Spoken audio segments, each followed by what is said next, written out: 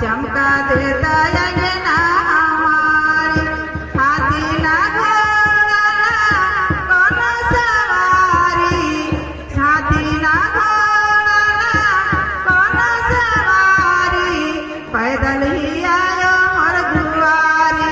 ए लंगड़ा सलवा पैदल ही आयो मोर गुआ काना सलवा पैदल ही आयो मोर गुआ